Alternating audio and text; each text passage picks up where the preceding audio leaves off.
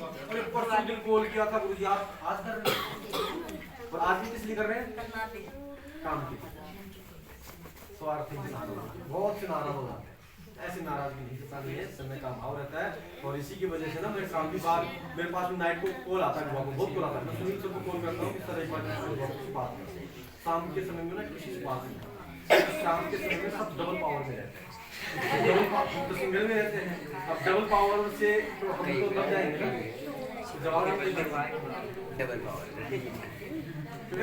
नहीं रहते हैं, लेकिन फिर भी कॉल नहीं उठा सकते, समय का अब पूरे दिन हम सुबह से शाम तक बोलते हैं। अरे ऋषिराज चुप हो जा, कुछ बोल रहे हैं आगे।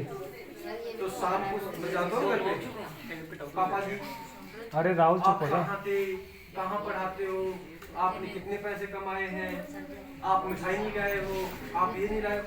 बच्चे बोलते हैं, लोग क्वेश्चन करते हैं, लेकिन वो बच्चे उस समय मेरे को बहुत बड़े क्यों। अब इसी समय अगर मैं बच्चों को गुस्से में डालूंगा वो भी गाता कुणाल है ना, मैं परेशान होकर के बाहर कर लेना थोड़ा सा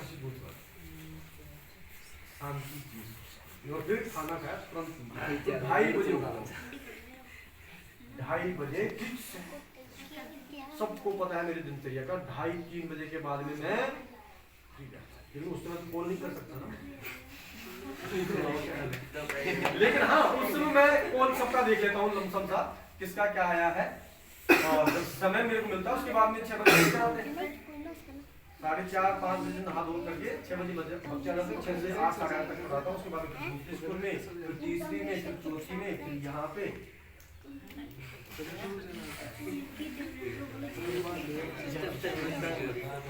और हमने यही सोच रखा है कि जब तक सांस है तब तक आस है, तो हम आज जो हमारा टारगेट है वो पूरा करते हैं, आराम करते नहीं। अरे कुणाल चुप हो जा। और दूसरी बात, मेरा जो रिलेशन है ना वो आपसे है, आपके अभिभावकों से है, तीसरा किसी से भी नहीं है। जो मेरे घर के पड़ोस में रहते हैं ना, उनके घर गए होंगे शायद मुझे कई वर्ष हो जाते हैं, समय नहीं मिलता और काफी बार बोलते भी हैं कि हम आपके घर में कई बार आ रही है, आप एक बार नहीं आए। क्या की करते जिंगने टूटने शादी यहाँ तो डेथ हो जाती है ना, तब मेरा कितना भी इम्पोर्टेंट काम हो मैं जाता हूँ। ये मेरा नेचर है, कहीं पर भी डेथ हो जाती है वो जरूरी, लेकिन फंक्शन प्रोग्राम में बहुत भंडारा कहीं छोड़ता नहीं। हाँ भंडारा कहीं पर भी हो, सर को पता है भंडारा नहीं छोड़ता, उसमें इनवाइट किया तो ठीक है, बिना इनवाइट तो ध्यान दो भैया बहनों, 8वीं क्लास वाले 25 साल वाले कंप्लेन कर रहे थे कि सर जी 3 कॉपियां हो चुकी हैं, नंबर नहीं सुना।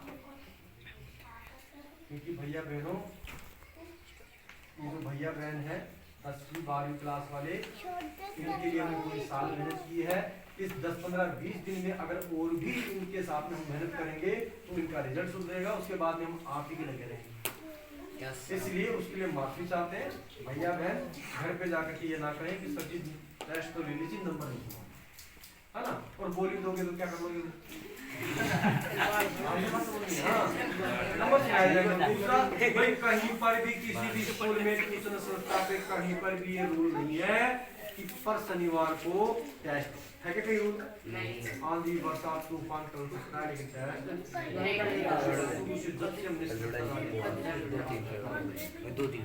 कोई विशेष रियर केस हो जाए, कोई फंक्शन प्रोग्राम हो जाए तब की बात अलग है, बाकी हम कभी भी टेस्ट को नहीं करते।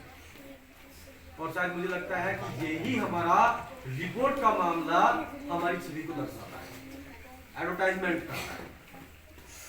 सप्ताह में क्या रिजल्ट बनाया है बच्चे का, उसका रिपोर्ट अभिभावकों तक पहुंचा।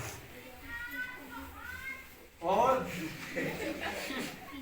देखो इधर एक समस्या सुनने को मिल रही है, मैं नाम नहीं लूंगा, बाकी बड़े बच्चे में भी है, वो खुद समझ जाएंगे, है ना। मेरे पास में बहुत कॉल आ रहे हैं, खुद बच्चे को पता है ना, शर्मिंदा नहीं कर रहे।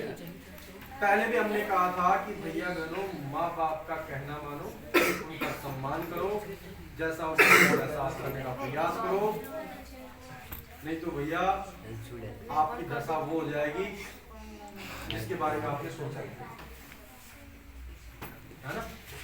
जिनको मैंने समझाया व्यक्तिगत लोग समझ ही रहे हैं, है ना, वो ये सबको समझाने का प्रयास कर।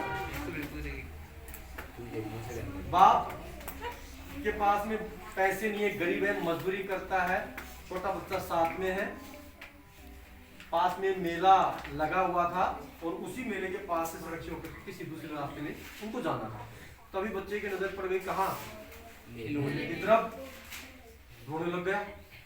पापा मुझे मेला दिखा के लाओ, हम बाद में चलेंगे वहां पे। जिद करने लग गया। पापा बोले कि भाई वापिस आते समय देख लेंगे।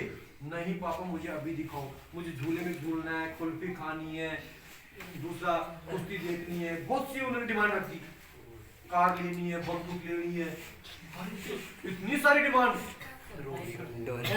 बाप के जेब में पैसा नहीं। अब पैसा नहीं है तो बाप अपने बेटे के आंखों में आंसू आते हुए देखा तो भाव, बच्चा है, इसकी भी कुछ मनोकामनाएं हैं, इनको हम पूरा करने की कोशिश करते हैं। उनके इस भाव पल को देख करके उस बच्चे को मेले में लेके जाता है। कहाँ, भंडारे की तरफ, खाली पेट मांगेगा नहीं कुछ है, लेकिन बच्चे को आप कितना खिला दो, रसगुल्ला देखेगा तो मानेगा ना, चाहिए। उसके बाद में कुल्फी चाहिए, पकौड़ी चाहिए, बंदूक चाहिए, ट्रेन चाहिए, झूले में झूलूंगा। पिता आगे आगे, बेटा पापा ये दिलवा दो ना, पापा फिर आगे ये दिलवा दो ना, उंगली पकड़े। अब पापा की जेब में पैसे हो तो दिलवाए ना। और कोई भी माँ बाप अपना बेटा हो या बेटी हो, सबको एक समान देखता है और नहीं चाहता है कि इसकी मनोकामना पूर्ण ना हो। कोई भी नहीं चाहता ऐसा। पैसे जेब में हो ना तो पापा बच्चों के ऊपर लुटा सकता है, उनकी खुशियों के लिए, उनकी खुशियों के लिए, आपकी खुशियों के लिए तो कर रहे हैं। पर आप नहीं होगे परिवार में तो किसके लिए कमाएंगे? आपकी खुशियों के लिए तो कर रहे हो। पैसा जेब में नहीं है, ट्यूशन करवाने की औकात नहीं है, लेकिन उसके बावजूद भी ट्यूशन करवा रहे हैं। क्यों करवा रहे हैं? आपकी खुशी के लिए। किसी दिन नौकरी लग जाओगे, उनका सपना पूरा हो जाएगा। अब बच्चा इसी दौरान, पापा आगे आगे, बच्चा पीछे पीछे, अब झूले की तरफ देखने लग गया। पापा आगे, पापा देख रहे, पापा भाई रोने लग गया, चिल्लाने लग गया। पापा पापा करे, एक अजनबी, भैया क्यों रो रहे?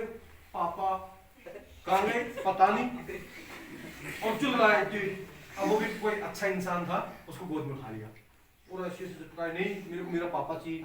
भैया कुल्फी खा लो, चुप हो जाओ, झूले में झुलाऊं नहीं, ट्रेन लेनी है, बंदूक लेनी है, कुश्ती दिखानी है, नहीं नहीं।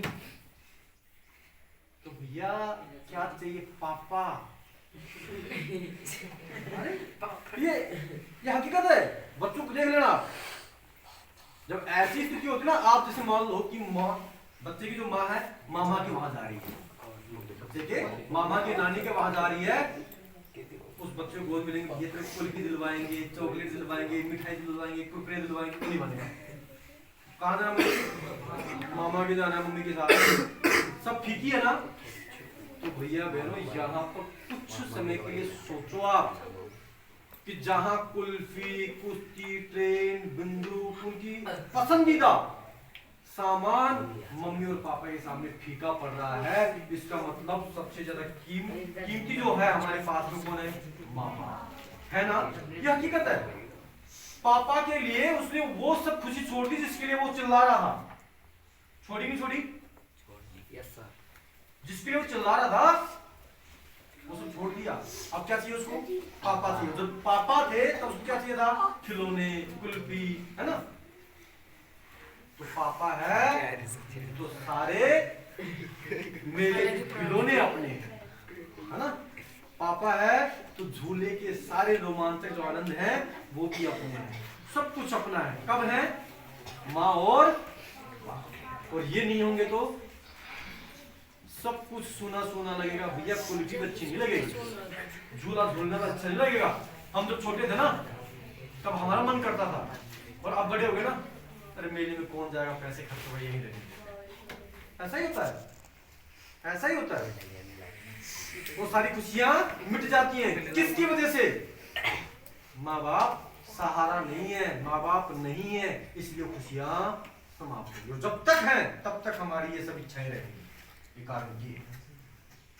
इसलिए उनकी भैया जीते जी आप कदर करो, ऐसे दो टुक में जवाब मत दो, मैं नहीं करूंगा या मैं नहीं करूंगी। कर ले क्या करेगी, तो क्या करेगी, है ना। इसलिए आपसे विनम्र प्रार्थना है कि माता पिताओं के सुबह जब उठो चरण स्पर्श करो, जब जाओ तब चरण स्पर्श करो। 2, 4, 5, 10 दिन तक श्रम आएगी, लेकिन ये जो श्रम है ना आपको उस ऊंचाई तक पहुंचाएगी जिसकी आप कल्पना नहीं कर सकते। केवल उसका एक चरण स्पर्श, चाहे आपको रात भूसा मारे, आपको थप्पड़ मार करके सुला दे, लेकिन दूसरे दिन आप करके चरण स्पर्श करो। आ रही बात समझ में। इस दिमाग ये ध्यान रखो, मेरे पास भी नॉलेज नहीं था। अब आपको कि सर जी आप करते हो क्या, मेरे पास भी नॉलेज नहीं था, लेकिन मेरे को भी किसी अपने एक गुरु ने 11वीं क्लास में पढ़ते थे तब ऐसा मोटिवेट किया कि मन ने अंदर से आत्मा ने यही कहा कि माता पिता मेरे लिए सर्वेसर्वा है। तब से लेकर के आज तक मैं दूसरा काम छोड़ सकता हूं, लेकिन चरण स्पर्श यह हकीकत है। तो आपसे भी मैं यही निवेदन करूंगा। और देखो ये मेरा निजी अनुभव है, मैंने किया है, कुछ मिला है, प्राप्त हो रहा है, उसका असर पड़ रहा है, मैंने निजी अनुभव किया है, तब मैं आपको बोल रहा हूँ, नहीं तो मैं नहीं बोलता। जब मैं ही नहीं करूंगा इन चीजों का फॉलो, तो मैं आपको बोल सकता हूँ क्या, नहीं बोल सकता। और बोलूं भी ना तो चेहरे के ऊपर वो भाव नहीं नजर आएगा, वो इफेक्टिवल बात आपके ऊपर रहेगी नहीं। अब मैं आपको कहूँ कि भाई चूड़ी जैम की मामा को छोड़ दो, मैं खुद वो कहा तो हो गई, कोई श्रीमान जी खुद बैंगन खाए और उनको परहेज बताए कि पतली हो जाएगी, मत खाओ, खुद खा रहे सब हो जाएगा ना। और कई गुरुजी बोलते भी हैं कि गुरुजी क्या करते हैं उसकी तरफ ध्यान दो, क्या बोलते हैं उसकी तरफ ध्यान दो। कर रहे हैं ध्यान देना। बहुत सी गुरु ना हमने देखा है कि तो पिट के जाएगा को ना, हमारे गुरुजी थे इंग्लिश में, अब इसका नाम है तो पिट के जाएगा बहुत। हाँ और हम उसमें 10वीं 11वीं पढ़ते थे, चोट उठा रहे थे 86 हाँ। अब सुनो, उनका प्रभाव सभी बच्चों के ऊपर इतना पड़ा कि जैसे वो मांग निकाल के जैसे छज्जे लगा के आते थे ना, वैसे छज्जे लगा के सब आए। और जैसे वो करते थे ना वैसे वो बने वैसे। अब गुरुजी जो कर रहे हैं वो बच्चे तो अनुसरण करेंगे ना, जो बोलते हैं उसके ऊपर नहीं करेंगे। ये हकीकत है, ये हकीकत है। और ये बहुत से बच्चे करते हैं, बहुत से बच्चे करते हैं। अभी मैंने ना स्कूल में यहाँ पे इतना विशेष प्रभाव नहीं, मैं प्रभाव डालने का प्रयास भी नहीं करता। स्कूल में जहाँ मैं पढ़ा रहा हूँ वहां पर जैसे अब तो थोड़े बड़े हो गए, समय नहीं मिल रहा कटिंग करवाने का, खोपड़ी ऐसे रखने लग गए और चोटी को ऐसे बढ़ाने लग गए। हाँ मैंने कहा भैया ये क्यों करवा रही हो, कि सब्जी ऐसे, अरे भैया ये मत करवाओ, हमने उनको बोला ये मत करवाओ, ये तुम्हारे लिए योग्य नहीं है, आप जैसी कटिंग रखते हो वैसी कटिंग रखो। आप ऐसी करवाओगे तो भैया घर वाले मारेंगे और हमें और डांटेंगे, कौन से गुरुजी बोलते हैं हमारे बच्चे का दृश्य बिगाड़ दिया। हाँ तो ये सिस्टम मत अपनाओ आप। देखो हमने कभी आपको कहा कि ऐसी कटिंग रखो, नहीं कहा ना। जो उचित है, जो कार्य आप कर सकते हो, जो आपके लिए जरूरी है, वो हम आपको करने के लिए बोलते हैं, और वही आपको बहुत ज्यादा बेहतर रहेगा। हम इन चीजों के लिए बोले नहीं आपको, है ना। वो कहते हैं ना कि बाल जंजाल है और बाल ही श्रृंगार है। बालों को ऐसे करके लेके जाओगे तो हैं, और बालों को ऐसे बिल्कुल व्यवस्थित करके ले जाओगे तो अच्छे लगोगे ना। आजकल तो हेयर स्टाइल भी विशेषकर लड़कियों की ऐसी आ गई है, पता ही नहीं लगता कि जेवड़ी एक बाल है। ऐसे बाल बांध के ऐसे है ना, पता नहीं लगता। तो ये कुछ बातें हैं जिनके ऊपर आपको गौर करना है। छोटी क्लास कॉपी है सर। हाँ लाओ जरूर। आगे ना जमाना बहुत बदलने वाला है, और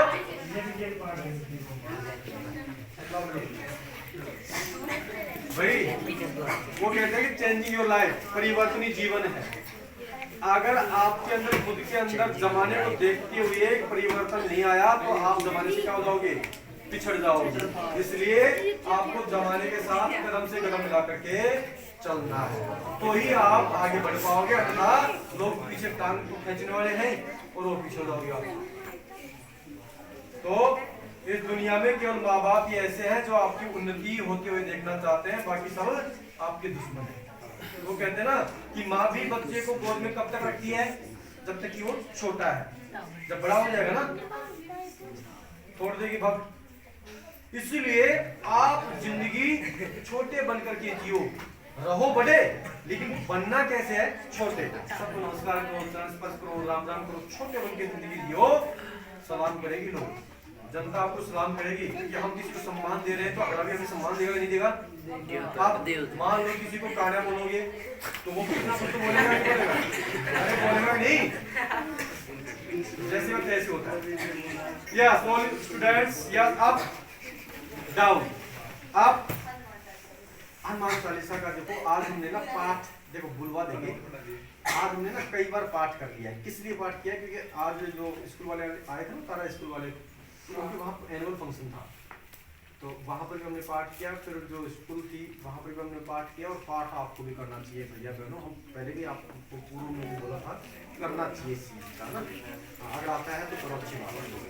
चलो हितेश कुमार टेलर 10 में से 9.5 नंबर, जोरदार तालियां।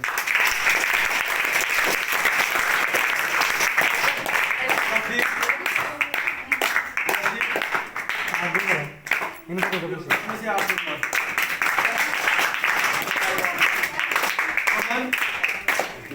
पीछे पीछे। अच्छा देखो भैया बहनों, अभी तक सुन लो, मैं ना अब मेरे पास तो जो बच्चा आया ठीक है, नहीं आया ठीक है। हम केवल बच्चों को नंबर बताने का प्रयास करते हैं, और नंबर जैसे मान लो डाउट हो तो आप सर से आप कंसल्ट कर लेना। सबसे को सर आपको भी दे देना, मैं केवल नंबर अनाउंसमेंट कर दूंगा, ठीक है, क्योंकि समय का अभाव है, ऐसे समय काफी लगता है। अमन के 10 में से 2 नंबर आया है। माही के माही के 10 में से 3 नंबर आया है। कुणाल का आया कि हाथ करो, आया तो आया। अच्छा भैया रेगुलर आया करो आप, है ना। हाँ कुणाल के 10 में से 6 नंबर आए हैं। विशु के 10 में से 7 नंबर। युवराज 10 में से 5 नंबर। कामना 10 में से 4 नंबर। आयुष आया क्या, नहीं, एब्सेंट है, 10 में से 3 नंबर। रविंदर 10 में से 2 नंबर, एब्सेंट है। रितिका गुजर 10 में से 7 नंबर। भैया कोई भी बातचीत नहीं करेगा, ध्यान से सुनिएगा। परी 10 में से 5.5 नंबर। कनिष्का 10 में से 4 नंबर। जीविका 10 में से 8 नंबर। शिवाली 10 में से 9 नंबर।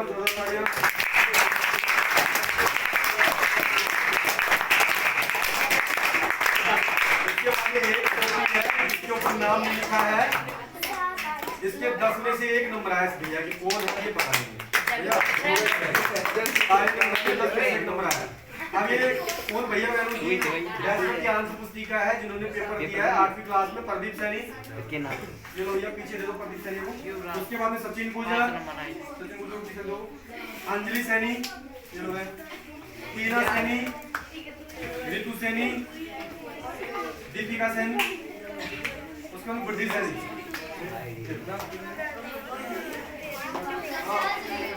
हाँ एक बार अटेंडेंस हम कर देते हैं।